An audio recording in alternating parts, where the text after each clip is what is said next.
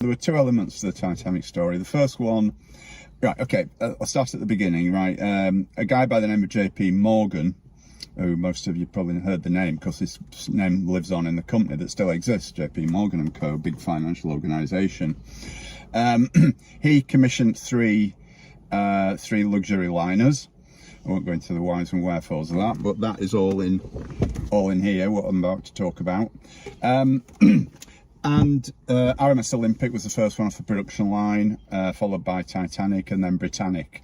Now, they were all more or less, not totally, but more or less identical. But Olympic was involved in a very, very serious accident, and Morgan had invested a lot of his own money and time into this project.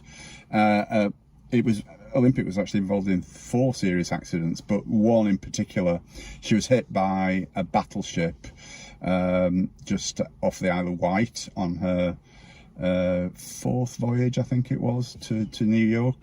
So they realised very quickly that, unfortunately, RMS Olympic was a wreck. And this is not my speculation, this is documented. They actually declared her a wreck for insurance purposes. And yet, strangely enough, a few weeks later, she was making her voyages, and, you know, as though nothing had happened. In the meanwhile, Titanic had not yet been launched.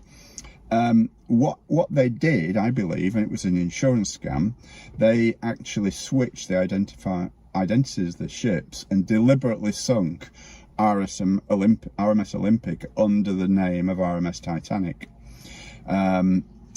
The original Titanic, which actually became Olympic, then proceeded to spend 25 years to and fro across the Atlantic between Southampton and New York.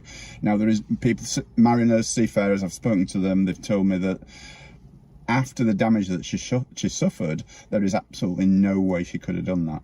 And there's so much proof in here that they switched the identities of the ships for insurance purposes.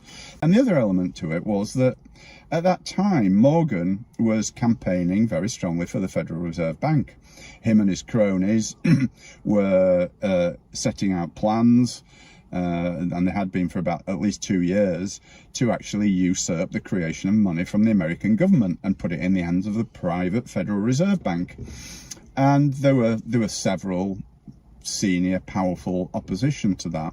A guy by the name of Isidor Straus, who owned Macy's department store,